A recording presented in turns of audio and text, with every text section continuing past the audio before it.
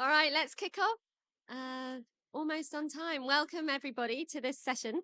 I hope you're in the right place. We're going to be talking about insurance today. For those that don't know me, my name's Jess. Ayers. I'm the CEO of Quadrature Climate Foundation, and we're one of the very proud supporters of London Climate Week and of the Resilience Day. At Quadrature, our North Star is around building climate resilience. And obviously, we see the climate mitigation, decarbonisation agenda as a fundamental part of that. There is no resilience in a 4-degree world. But we also see that climate impacts are now escalating. And we need to be working with communities and countries, particularly those on the front line of those impacts, to help them respond. And while insurance is certainly not a silver bullet for this agenda, we know that it is a fundamental tool. The insurance industry has been ahead of the game in estimating climate risks and doing something about them for a very long time. At QCF, we've supported micro-insurance products. So we talked about some of them this morning. We have a parametric insurance product that we support to help women in India respond to the impacts of extreme heat. And it's why we're very proud to have also supported the report launching today from the Insurance Development Forum and the Bridgetown initiative that we're going to hear a little bit about. Unfortunately, the Foreign Secretary David Lammy and Prime Minister Mia Mottley from Barbados couldn't be here today, but they do send their apologies.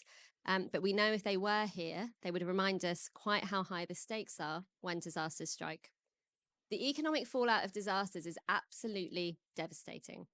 We've had some countries who have had 100% of their GDP completely wiped out when a disaster hits. So without prearranged finance and effective insurance products, countries are forced to borrow at unsustainable rates. And in some cases, that is 15 times higher than pre-disaster lending. This happens at the community level too, when you see fishermen who lose their boats, which are destroyed after hurricanes, or farmers in Malawi where their crops fail due to drought. These kinds of shocks don't just impede recovery, they absolutely derail development. So insurance isn't just about disaster response. It's about protecting lives, enabling investment, and giving countries and communities not just the tools, but the psychological security to actually plan and to develop. The good news, well, there is some, is that London Climate Week is taking this agenda quite seriously. And we're also seeing it pop up on the road to Belém as well. So it's finally on the radar, and it creates an opportunity, particularly given the financial expertise we have in London, to really move things on. But there's still a huge gap. Only 2% of international crisis finance is prearranged, but 35% of shocks can be modelled. So we know this isn't that difficult. We're leaving countries without the ability to plan and prepare for the worst when we know that more is possible. To sort this out, we have a brilliant panel here for you today. We've got representatives from across policy, advocacy, and industry. And it's my absolute pleasure to introduce Ekhosuehi Iyahen, Executive Director of the Insurance Development Forum. The Insurance Development Forum are one of the partners that's just released From Risk to Resilience, the report that we'll be discussing today. Bardouille. She's the director of the Bridgetown initiative, which has led global thinking on the financial system reform for climate vulnerable countries and partners with they partner with the IDF on the report. Seach, Chief Underwriting Officer at the Zurich Insurance Group. Zurich Insurance Group are a leader in climate risk and resilience. And Tracy-Lee, who's CEO of the Global Broking Centre at Eon, who's helped design and broker insurance solutions for vulnerable communities, including with the Red Cross. So Ekhosuehi, I'd like to start with you. Could you give us all some of the headlines from the report that's launched today? Okay, thank you very much, first and foremost, for the invitation to be here. It's really incredible to have a session dedicated to insurance at a climate event. So that already is significant progress. So I want to acknowledge that. As you mentioned, we are going to be launching later today around this event, a joint report between the Insurance Development Forum, IDF, and the Bridgetown Initiative. And it's really focused on identifying where we see key leverage points in terms of insurance really being able to contribute to this whole discussion around resilience, adaptation, and the broader development agenda. And for us, it's a very important document because we see, yes, an increase in interest in insurance, but we also think it is an important moment to bring focus and clarity in terms of where those real levers are in terms of driving the contribution of insurance to this agenda, but also distilling perhaps other areas that is not an insurance conversation, right? So for us, there are 4 key leverage points that emerge from the report, which I hope all of you will download at some point. The first is obviously embedding disaster risk management into national governance by quantifying protection gaps and integrating prearranged finance into fiscal and debt strategies. And we see this as particularly important. oftentimes when people think about insurance, they simply think about it in terms of the underwriting products, but there is a tremendous amount of capabilities that exist within the industry that can help us to better understand risk, that can drive the development of solutions to help transfer that risk. But importantly, also inform, I think, how communities can think about what they can do. I just came from a session downstairs that was related to people seeing a rise in their premium. What can they do to also reduce the risk fundamentally that they face? So that's one area. The second is by mainstreaming prearranged finance into lending and investment strategies of public development banks. And for us, this is actually quite an important leverage point, because oftentimes within the public development bank space, there is engagement with insurers, but it's usually downstream, right? It's not upstream when initial conversations are being had with governments or partners to look at the particular investment that is being made, to really try to understand how do we reduce the risk fundamentally. But part of this exercise is also, you mentioned it earlier, only 2% currently of crisis financing is actually prearranged. So that's, I think, quite an indictment on the system when you think about the fact that in 2023, $64 billion was mobilized to respond to disasters, but only 1.2% of that is prearranged. So we really hope that there is, or we use this report to really drive the conversation with donors, with others, to say, how can we do better within this space? The third area that we've also identified in the report, and I really want to emphasize this point, is that we don't see this exercise as preaching to people, right? We think that there are things that everybody can do, you know, individuals can do, institutions, the banks can do, but there are also things that the industry itself can do, right? Part of, I think, what we have reflected in the report is the need for, yes, greater innovation in terms of products. Beyond just the underwriting, insurers are also institutional investors. How do we use that side of the balance sheet to drive greater resilience, generally? And then maybe the final point that I would make is that we also did this report because as much as insurance has a tremendous role to play, the industry cannot do it alone. And so part of what we need to do is look at the enabling environment. How are we deepening our engagement and understanding with regulators, with the public sector, to really begin to create the ecosystem where insurance can really have the impacts that I think we all want to have within this space. So I hope people take some time to download the report and review the details. It's very written in very plain language, accessible language. We don't get into the actuarial technical details, and it's really to invite a conversation towards implementation. Thank you. Can I just pick up on that last point? We know that even big countries like Brazil have real penetration gaps when it comes to insurance. What needs to happen to unlock this industry in some of the least developed countries and the small island developing states? I think, you know, one of the things that I see is the issue around people don't necessarily, I mean, we've been talking about insurance protection gaps for a very long time. It's not a new topic, right? The challenge that we see is that oftentimes policymakers are dealing with a variety of issues, right? There isn't automatically always the connection in terms of, okay, where does insurance fit into the public financial management system, right? There isn't also perhaps as strong a connection between policymakers and maybe supervisors, the direct conversations that we have with the industry around how do we tackle some of these issues. When we think about protection gap, it's not just simply about, okay, products, it's about regulatory, the regulations that exist within the country. There are a variety of factors that I think influence that. But again, the report points to, I think, what policymakers can do, what supervisors can do in terms of encouraging innovation, what public development banks can do. So I can't say that there is a single solution here, but it's really about a collective action that is required to really translate this into implementation. Brilliant. I want to come back to that, but Pep, over to you. The Bridgetown initiative has been transformative actually in platforming country voices on the finance agenda. What's the perspective from countries about the role of the insurance industry in helping them build resilience and development? What's your experience to date? Thanks very much, Jess. And again, I think it's amazing that we have, firstly, a full room. I know there's usually this sigh and sad face when we say Prime Minister can't make something. So thank you for showing up and thank you for staying. I'm sure you had other things you could be doing. Look, I can't obviously speak for all countries, but just to give you a few data points. I think on the one hand, you have those who will say climate change is uninsurable. So this is a complete waste of time. And essentially what you're doing is taking my premium and not paying me back. And from my personal experience, you don't want to spend a lot of time trying to submit claims unless there's a huge catastrophe because you get in trouble. Sorry, insurers, right? So this is just at a household level. My premium, I live in Washington, D.C. My premium went up 20% the year before last. I didn't realize because I had a direct debit. And then I had the company called me and said, oh, your premium is going up another 40%. I live in a row house in Washington, D.C. Like these are going up. So I think there's one perspective, which is I'm paying. And what do I get back? But just to share a couple of country perspectives. I'm from Dominica. So Dominica, you mentioned 100% of GDP. Dominica lost 226% of our GDP after Hurricane Maria in 2017. And prior to that, in 2015, where we were hit by Tropical Storm Erica, lost 97% of our GDP. And prior to that, there's Tropical Storm Ophelia, right? So it's one after the other. And the premium went up 86% after Maria, apart from the fact that a bunch of insurers collapsed in the region. It simply couldn't pay out.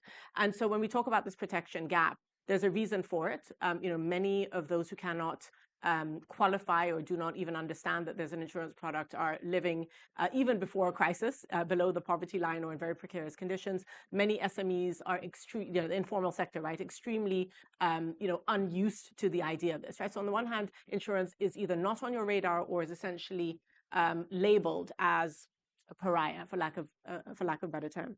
On the other, interestingly enough, and it's always, for me, curious how timing matters. I was on a call on Wednesday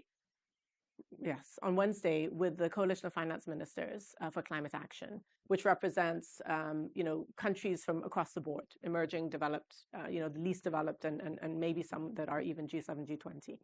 And a gentleman from Italy was speaking. And he started he's with the Ministry of Finance, and he went through like a whole bunch of things that are happening in insurance. But he started by saying, Italy has amongst the biggest, protection gaps in the world. It's like only 30% of, people are insured. And so he finishes his intervention, and someone puts their hand up from Portugal and says, no, Portugal has a bigger protection gap, right? And so we're hearing this is not just the least developed countries. This is not just SIDS. I think the floods in Spain last year were a wake-up call for many governments that perhaps didn't see themselves as vulnerable. And so all of this to say that I think from the perspective on the ground that we need to change. And I think I've learned a lot from this exercise with the IDF, but will never become an expert in the details and intricacies of insurance. That's why we have our friends here. I think what I've learned is that obviously insurers are incredibly smart and well established when it comes to risk management. The question is more, how do you leverage that, right? So how do you bring insurers to the table as part of the solution? In part because, if they're not there, then things fall over, but also because there are skill sets that we in governments need to find time and find ways to incorporate. Just one last data point. So, I work with the government of Barbados. The emergency response unit or disaster protection unit is a handful of people. There's no way that they can model all the risks. And yet, we have to bring some of these skills to the table. So I think for me, it's a little bit of a love-hate. There's huge potential for insurers to come in. Not with this. But I said with the industry. It's a little bit of love-hate, which is like, these are the bad guys. And I choose to see the glass as half full, which is how do we bring you to the table? And maybe you can help us answer that, right? Because he's incredibly diplomatic, but it has to be. Let's be real. Before we move on to the bad guys, one last question for you, Pep, which is Bridgetown has been phenomenal in kind of brokering trust between different actors. How does this fit in, or how does this agenda fit in with what you're doing under the Bridgetown initiative?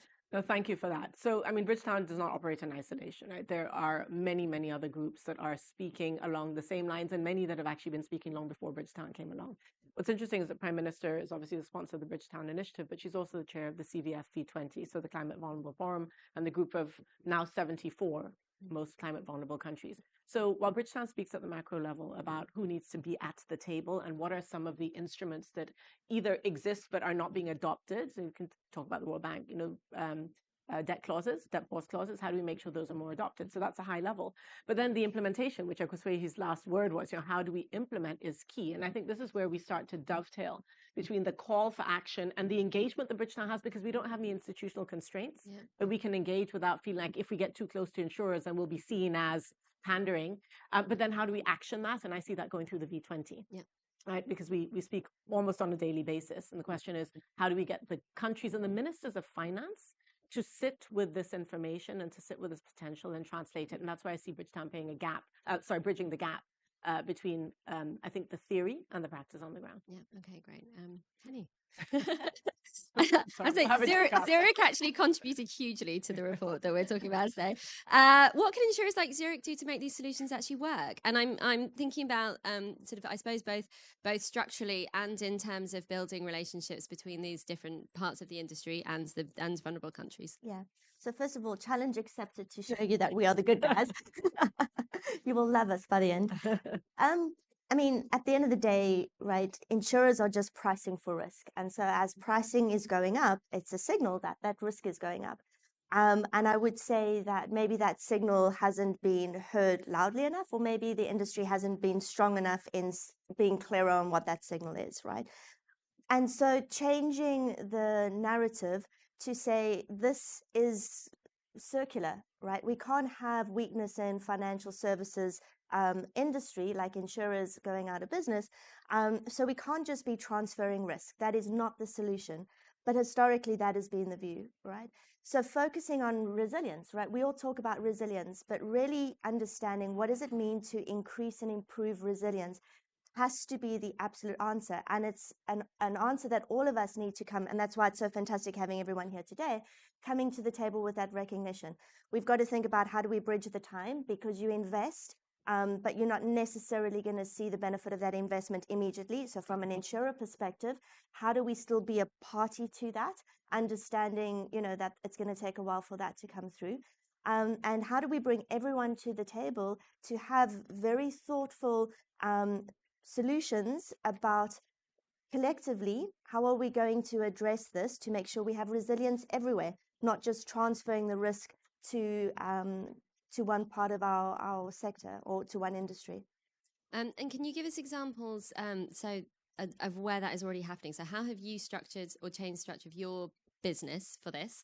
And what structures do you think are actually working now for vulnerable countries, and are they scalable? Yeah. So I would say, you know, specifically at Zurich, and I'll speak for Zurich, right? We're really moving our thinking from being what we would call a repair and replace type of thinking to a predict and prevent type model, right?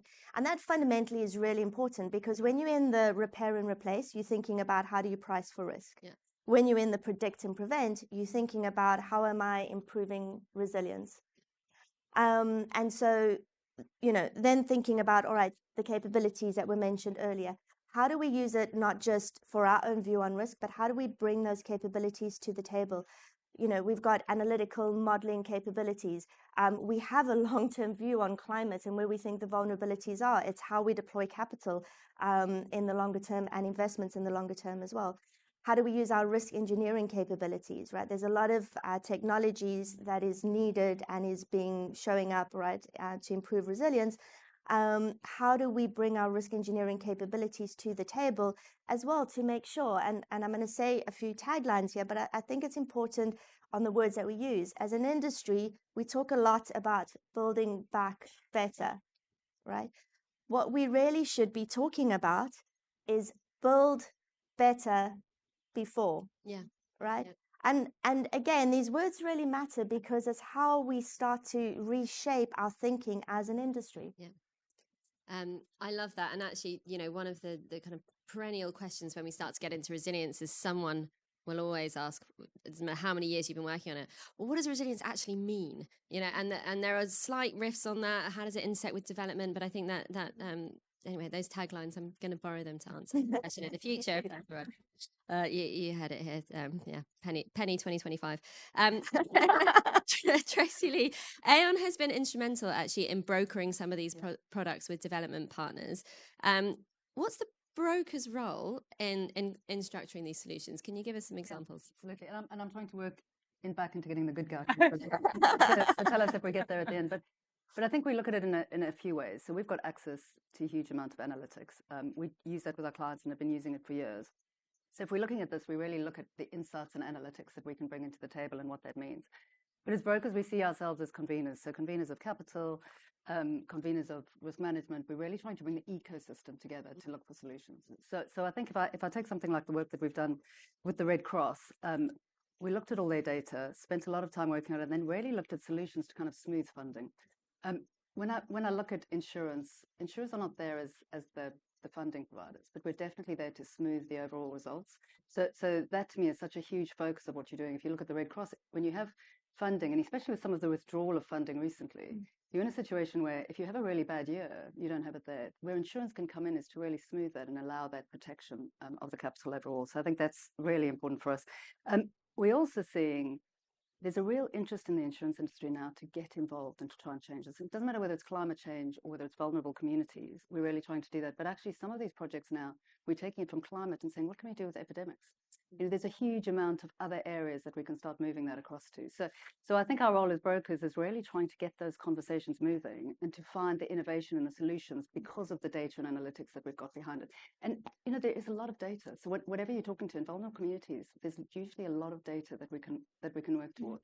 And then I'd say the one final area is we work closely with governments and kind of public partnerships, but we're also looking at what are the ground root solutions that we can come in. How do we actually get money right to the most vulnerable? Because when a catastrophe happens, often that is the most difficult. So I think it's a multi approach, but there's a lot of areas we try to get involved. Just to pick up on that, in the first session this morning, we spoke a little bit about the need for financial products designed centrally to be kind of locally appropriate and designed in local partnership. Can you talk a bit more about how you ensure your products, where they are locally led, really are, and how that works? And I'll give you an example. So we've been working with I'm reading a global disaster, because I'm going to get that wrong, resilience vehicle. We've been working with them quite closely. We're piloting a project in the Pacific at the moment. And what we're really trying to do is what they're doing locally, we're trying to actually start to scale it. So they're doing, you know, they're helping provide loans to be able to pay premiums. We're really trying to look at how do we take reinsurance and then actually provide them with a much broader base. We're looking at actually taking that out and involving both Africa and the Caribbean. So those are the next stages in terms of what we're looking. And we're using variable parametrics to kind of come up with solutions. So the wonderful thing about parametrics is it's something that's been going on in the insurance industry for a very long time. But you know, as we were talking about insurance premiums and that, sometimes an insurance policy can take months to pay out. What is fantastic about parametrics is something happens and it will be paid out in 5 or 7 days. When you're having that kind of issue, you want it to be able to pay out. Depending on the size of the disaster, the variable will be able to come in. So I think what we see that as very complementary to some of the sovereign solutions that are coming up. So what we're trying to do is to take pressure off government and actually be able to support from a grassroots level. Okay, that's fascinating.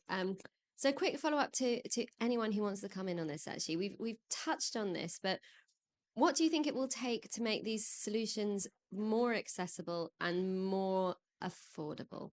Who wants to come in on that first? So I think it's, as I said earlier, part of why we wrote this report is because we do think that the challenges that we see, if it is in affordability, accessibility, or whatever, is going to require an ecosystem to sort of solve it, right? And one of the things that I have been particularly, I think, pleased in recent times is the sort of 2 weeks ago, I was in Cape Town, for the G20 meetings, ministers of finance meetings. And for the first time, there was this discussion on insurance protection gaps, right? And there was a paper developed by the World Bank as well as the International Association of Insurance Supervisors that really put this issue squarely on the table to let policymakers, ministers of finance know when you're having these conversations around risks and shocks, it's directly connected to how you think about your insurance markets.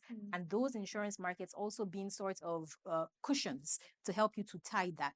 But beyond that, right, it's how then do you look at the regulation of those markets to build them out in order to help you? What are your thoughts in terms of low-income populations that might not be able to afford insurance, but also deserve some kind of protection? What does that look like in terms of public-private partnerships? How do you construct them? How do you align incentives? How do you do that within time scales that match the expectations of various partners? What is the risk problem that you are trying to solve? And so I think that for us, what is particularly exciting, as much as it is a complex process of trying to bring various stakeholders together, I think that this conversation around insurance allows us to crystallize what do you value, right? And from there to have a constructive conversation on, okay, how do you build out a system to protect what you value? And it's not an easy one because it's a conversation of trade-offs. It's a conversation of, okay, if we're interested in protecting smallholder farmers, what does that look like, right? If we're interested in protecting critical government assets, what does that look like? But at the same time, I like those conversations because it allows us to translate what can be very broad theoretical discussions into the practicalities of I need to have streets, I need to have hospitals, I need to have schools, children need to have access to education, the farmers need to be able to produce, right? And that is not an insurance conversation purely. So again, my answers are never straightforward, sorry. But I think that this is the beauty of it, which is to force us, because the conversation of risk is multidisciplinary, right? And perhaps that is also why we haven't done such a great job when you think about government's protection gaps insurance, because it is fundamentally a multidisciplinary conversation that translates an idea of value into something that you can, somehow protect and grow, etc. Yeah. On that multidisciplinary point, I can see Pep is itching to come in, so I'll go to you next. Pep always wants to challenge me. I just wanted to build on something. So I think it's really important what you mentioned, and I love the terminology, right? Predict and prevent, and I think these are all actually incredible. I mean, they sound like buzzwords, but they're not really. I think they're really incredibly important. So listen, just to build on this point, a couple of things. What will it take to make it affordable? Clearly, if you're managing for risk, it takes reducing risk. And to the extent that we're not reducing the hazard, or it's going to take time to reduce the hazard, then we have to reduce the vulnerability, right? So for those who are poorest, it's very challenging, right? And that's where I think we need to shine the spotlight on the role of governments. It's too easy to say, listen, industry needs to come in, and how do we make industry? Yeah, governments have to figure out how they're dealing with their own welfare system, where you're allowing people to build, whether they are building to code, whether those codes are enforced. I always say, let's look at Turkey, right? 40,000 people died last year, and their claims are, okay, no, they had California level earthquake codes. Were they implemented? Question mark, right? If they were, I would imagine that you wouldn't have had that amount of loss of life and devastation. So I think there's one piece, which is our government's doing the needful, both on regulation, on standards, on codes. We had a call a couple of days ago with an insurer from Barbados who said, well, one of the reasons the premium are fairly stable in Barbados is that we build to code. And I was like, well, everyone else has the same codes, but are they being implemented? So I think that's one piece. But then the other piece is, if you look at, again, specific example, if you look at Dominica, minority of government assets, buildings are insured, right? And I think the main message is, it's very expensive, can't afford the premium. But after Hurricane Maria, the government was forced to go to the Caribbean Development Bank and borrow $60 million to shore up the privately owned power company that had not insured their assets. There was no government legislation saying, listen, we got hit by this storm, we got hit by that storm, you need to underground the cables, right? You need to underground the lines, and you need to take insurance. If you had not insured your assets, then the government has to backstop this. So I think that there are pieces, and again, I'm not here to paint governments with a red brush saying you get it all wrong, but there are pieces that we need to figure out. And we'll hear from the FCDO in a moment. Yeah, no, absolutely. But I think that's the last point, which is who is most vulnerable? Those who are living in informal settlements. We talk about South Africa. I mean, I spent a lot of time working with the government of South Africa on energy, and just to show you how that this is not the only sector that's interlinked. One of the things that we were doing, able to, one of the things that we were talking about in the context of both Cape Town, right, so Kailicha, as well as areas around Johannesburg, Soweto, is that South Africa has stalled on its energy access program for years, right? They went from 15-20% electrification to 70-72% electrification after the new government came in 1994, which is a huge leap, and then stalled at about 70. Why? Because the bulk of the population that's unelectrified are in deep rural areas or are in informal settlements. 2/3 are in informal settlements. So how do you electrify people in an informal settlement when you don't own the land? You don't have a house number, you don't have a title, and in fact, you're there illegally. That's not an electricity problem, that's a land problem. And so when the Ministry for Energy is told that you're not delivering, they're like, it's not us, it's land. And I think it's similar with insurance. You guys are not delivering, it's not us, right? If the regulation doesn't allow us or does not force us to be insured, then the fallout is going to hit government, and then government, of course, gets stuck in the spiral of debt. So we then went and borrowed $60 million to go and shore up the private company. Why? Because electricity is the backbone of infrastructure. So I think we have to understand that these are linked, but central at the spider in the web of this I think has to be government understanding what is it that you're trying to achieve. If you're trying to support long-term development, you can't keep building back, let alone better. It's like you're running in circles, and it gets bigger and bigger and harder and harder. So you have to think forward. But many countries are stuck with populations that are where they are. They cannot be moved. So what do you then do there? Right? Still, it is within the remit of government to figure that out. Yeah. Penny. Uh-oh.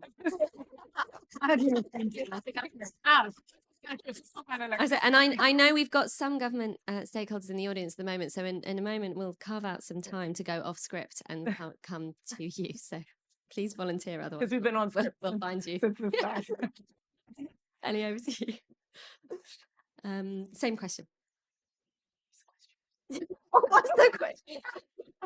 Have we lost it? What would it take to make these solutions more accessible and affordable? So we've focused on the role of government. Yeah. So let me not repeat really, really strong, powerful points. I mean, I'm going to be a bit boring. I apologize, and I'm going to just take it back a step. Right? We've got to know the cost of the risk. Right? Yeah. That is fundamental, and I feel like we've been too blind to that for far too long. Yeah. So understand the real cost of the risk, because then we're addressing the real problem statement. And then the investment that needs to go in to mitigate or to reduce that, right?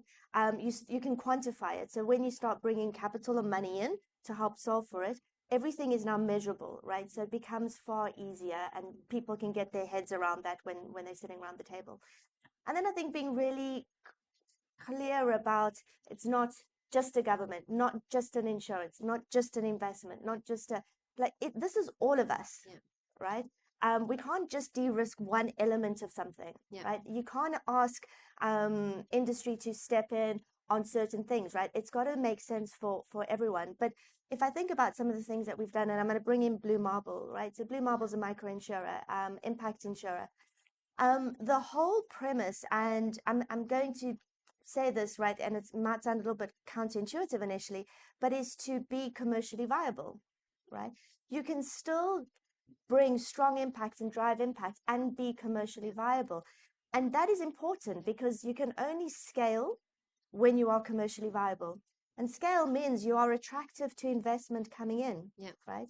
And I think that, again, that mindset, or changing the way we think about some of these things, also helps us then think about, okay, if we're looking to protect, and with Blue Marble, right,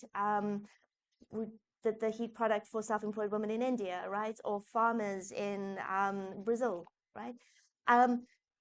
Farmers are growing coffee, which is part of a supply chain, right? There are a lot of interested parties in that supply chain.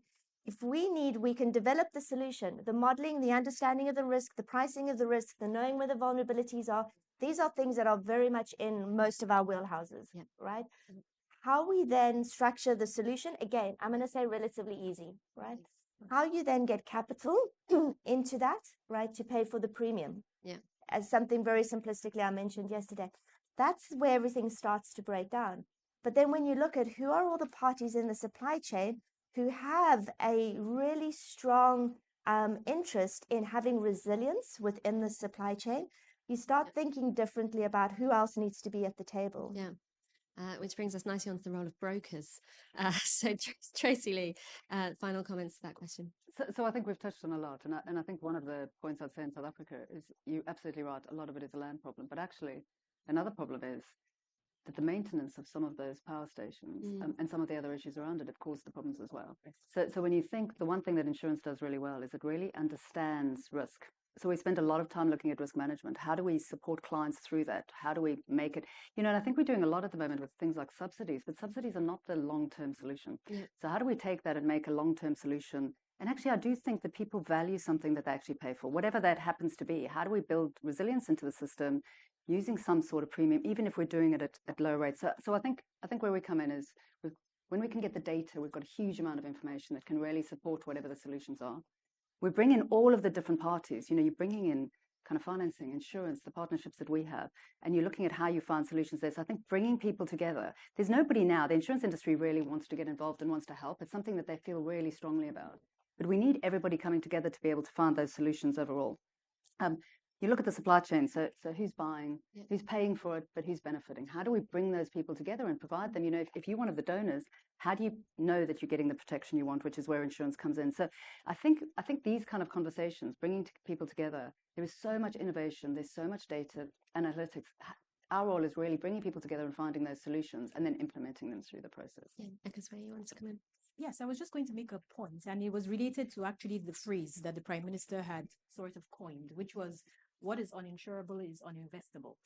And I think that that's a very powerful phrase for us to reflect on, because, you know, when often we think about insurance, we think about it in the context of paying out after a catastrophe.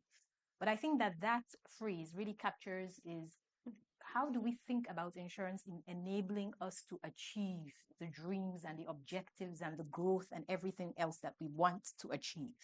And that mindset as well, I think, is an important one when we engage with policymakers, right? Because policymakers are dealing, yes, with shocks, but they also have, the Minister of Finance wants an economy that grows, right? And so the thinking is, how do you manage your risk in order to achieve that? And those principles that you hear echoed at the sovereign level are principles that individuals also aspire to. So I just wanted to put that out there. Another beautiful quote that also comes out in the report is, you know, we are going to be confronted by all kinds of disasters, but we actually have a choice in terms of how we respond. And so I just wanted to add that part of what we are constructing here in terms of this IDF Bridgetown Partnership Alliance, etc., is to give people a chance of what are the capabilities that exist. But also let's start making that choice of having those difficult conversations so that we can start to get to those solutions, right? They are complex. And as I said earlier, some might not be an insurance conversation, but there's a vast area where insurance capabilities can be particularly relevant. Thank you so much. And we're gonna close. I'm gonna ask you all to give your thoughts on a call to action for this room or more broadly, and I'll give you 1 minute. But before I do think it is worth hearing from the audience, because we've got some extraordinary voices in the audience. In particular, if anybody has any questions for the panelists, or if they would like to contribute a view, it would be great to hear from some of the stakeholders that we don't have in the room. So I can see your hands up there. Hi, thanks very much for this session. I'm Ian Mitchell from Centre for Global Development, a think tank, and we look at climate finance and its effectiveness. There's this key theme emerging about having the data and the information so that you can price products and make it investable. We've been looking at vulnerability indices, and they don't seem to agree very much on which countries are the most vulnerable. So I was wondering, Jess, you said at the start 35% of climate events are modelable. I wonder what your assessment of what we know about vulnerability, especially in lower income countries, and what needs to change to improve that. Let's take one more question, and then while our panelists think about just thinking about the financing and the opportunities also from building resilience rather than the risk side when the catastrophe arrives. How is insurance looking? I'm from McDonald. I'm more in the engineering background. We've had some discussions as well. How can insurance have a closer role with the engineers when you're looking at the asset level in terms of when the construction happens? You could at that point really go into the detail of understanding what needs to change, but also maybe have some products that would reduce the premium, for example. And talking with, for example, banks, some banks are really keen. They have their own climate physical risk assessments. They want to go a step forward, but they say, okay, we have our clients. They want to do these investments, but we're not really the ones placed to, cover all the risks. They need the insurance as well to be part of that discussion. So I'm just wondering if you have thought about those issues and if that would help at all. Yeah. Any more questions, or should we take those two? Let's go for that. Okay, who wants to pick up on the data question? I might start and then look to. I don't necessarily have the immediate answer on that, but I think one of the things that we are trying to do is to really join up as a partnership, because I think we've got data in a whole lot of areas. But if you're looking at somebody like the Red Cross, if you're looking at UN, they've got so much of that data that we can then actually take and analyze. So I don't know that I can sit here and say to you, this is the most vulnerable, or that's what you're looking at. But I think the part of our role is to take exactly what's what's going on with the Red Cross and saying, where are you seeing the biggest exposures? And then how do we help you through that? So it's not I don't think insurance is standing here as a standalone, we're going to go into that community. I think we're looking to partnership with government or with organizations that can really help us to make those differences. Can I just add very quickly to this? And I think, thank you for bringing that sort of reality. If you go to any country, any community, and talk to people on the ground, they will tell you year after year that slope collapses, or year after year this river floods, or and that's not documented, right? That's the lived experience of people that is not captured through a satellite image or a model that looks at vulnerability from the sky. And so that knowledge, and it's actually something we did proactively in Dominica with the Climate Resilience Execution Agency. We sat with communities that were considered the ones that were actually locked out, right? When the trees, fell and crossed roads, and they were locked out for weeks at a time because there wasn't the equipment to go up into the mountains.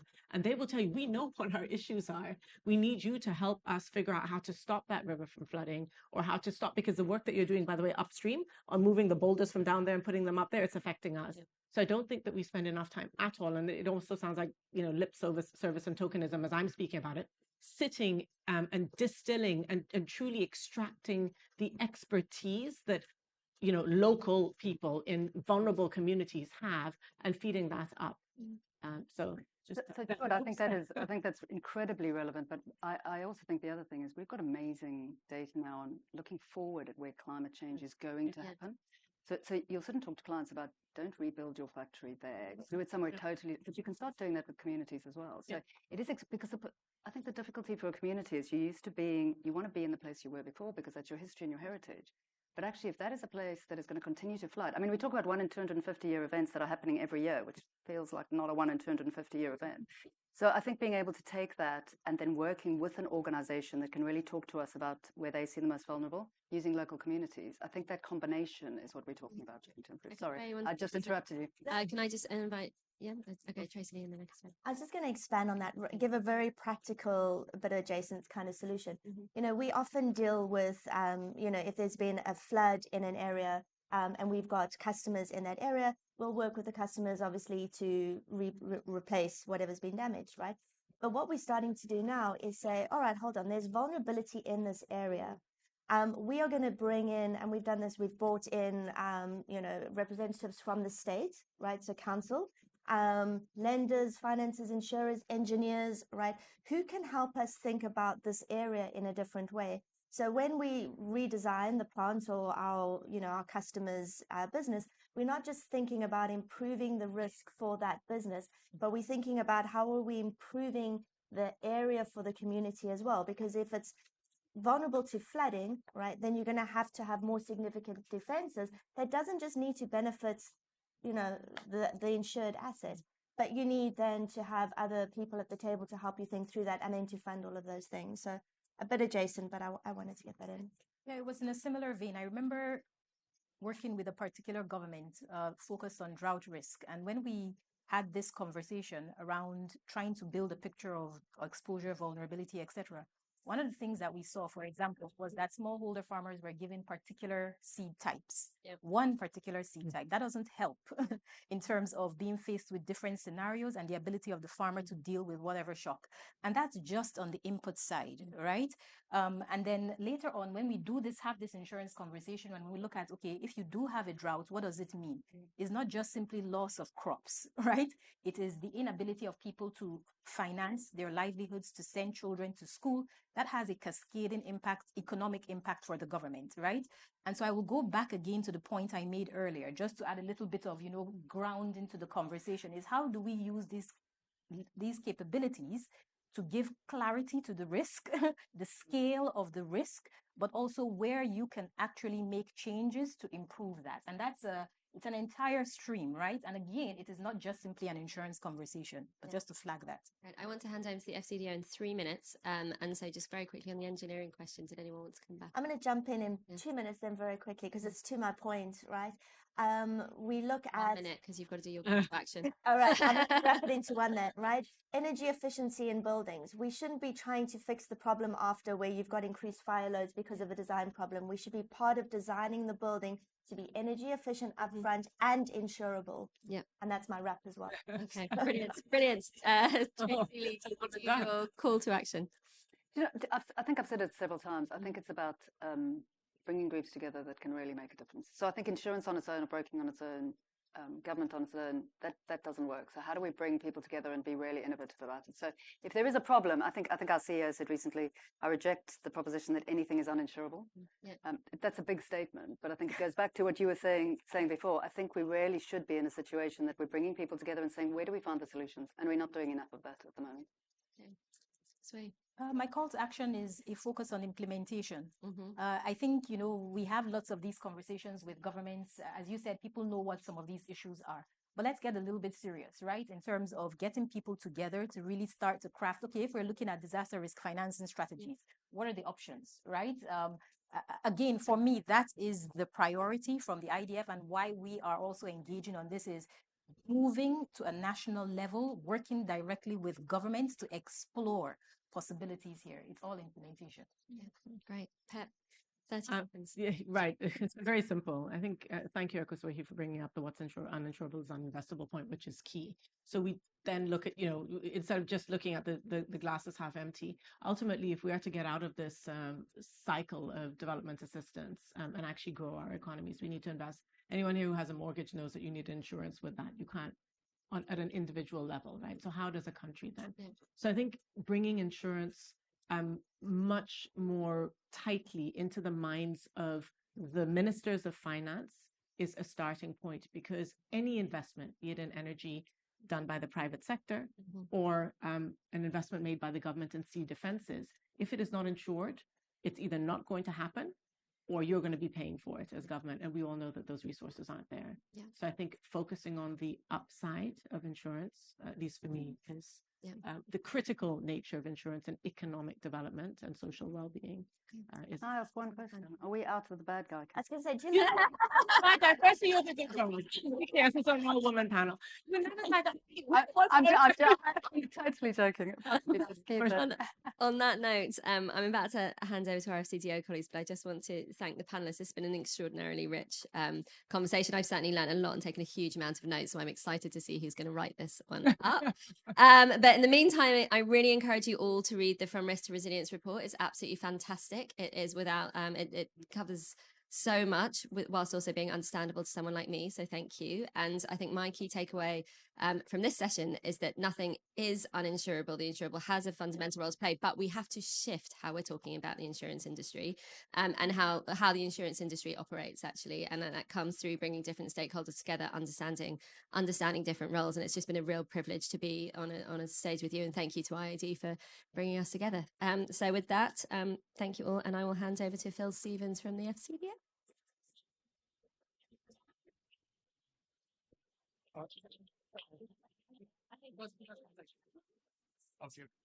Okay. Great. Look, it's my job just to very briefly close the event and to thank the wonderful panel that we've just heard from, and especially Jess for guiding the conversation so well. Hugely fascinating insights. I'm sure you'll all agree. It was a real privilege to listen to that. If our Foreign Secretary had been able to be here, he would have said that we absolutely see insurance as a key part of how we're trying to establish modern development partnerships with other countries, and a really important part of how we support those countries to better manage the growing number and intensity of climate shocks that we know that they're facing. And in answer to some of the questions that were just raised about the role of governments on this, I mean, we see this as important for a few reasons, partly because we see it as an opportunity for budget smoothing, which was something that was talked about earlier. If we're using insurance products, we don't have the volatility if a lot of crises hit us in the same year.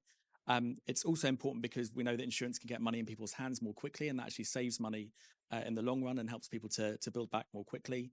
And it also, as others on the panel just talked about, sets the right incentives to invest more in resilience, and also to sort of invest in disaster risk plans for how insurance payouts will be used after they come in. And that's why the FCDO has been using, we've been paying insurance premiums, we've invested in several regional risk pools, And we've also been investing in sharing expertise with our partner countries, including some of the partners represented here today, including to help them understand what risks they face and what some of the best insurance products and other products might be to help prepare for those risks.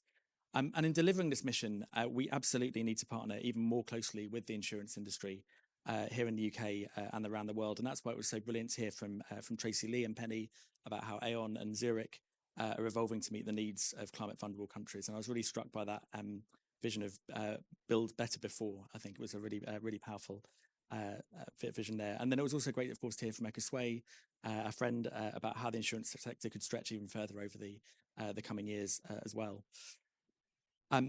We absolutely want to strengthen our partnership with all of you represented in the room as in delivering on the call for action that's set out in the Risk and Resilience report that's been launched today. And in that vein, I did also want to thank our dear friend Pep from the Bridgetown initiative that you're leading so effectively, which is really drawing attention to this issue at the global level, as well as other reforms that are needed to the global financial system. You know, the UK government absolutely stands alongside you and Mia in this important work, and that's why actually next week at the Financing for Development conference in Seville, the UK and Barbados will be launching a new global coalition to scale up the use of prearranged finance, including insurance. It's called a Seville Platform for Action. Will be part of a wider set of initiatives being launched next week. And the ambition of this global coalition will be to scale up the use of prearranged finance in line with the recommendation you've heard it referred to a few times to increase use of crisis finance from 2% to 20% of all crisis finance by 2035.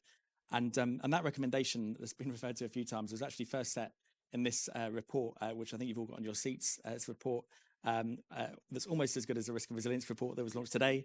The report of a high-level panel, and several members of that panel, including myself, are in the room here today. I do commend it to you, and I'd encourage you to read it. We launched actually just earlier this year, just across the river in the Financial Times offices, which had almost as good a view as this room. But what the report is clear on is that we can't deliver on this ambition without the UK and global insurance sector being closely involved, and that's why the FCDO wants to work with the UK insurance sector to develop faster, more flexible insurance models, and also to expand parametric and public asset insurance as well. And we're very much in the market for ideas about what more the FCDO might be able to do to support you in doing this, including thinking about potential capital investments we could make where public market money is needed to get new innovations over the line. So please do reach out to me and the team who are represented here today if you've got ideas and proposals that you want to share with us that we can talk to you about. So in closing, we just heard a series of calls for action. I guess my calls for action would be to not see this event as part of the end of London Climate Action Week, but to see it very much as the beginning of a new era of partnership between donor governments like the UK, climate vulnerable partner countries, and the UK's world-leading insurance industry in really taking forward this ambition that we've heard set out by the panel today. So thanks for all of you for joining us on this journey, and for everything that many of you in the room, including the panelists, are already doing on this important mission. And I hope maybe you might want to join me in closing the event by giving another round of applause to our excellent panelists.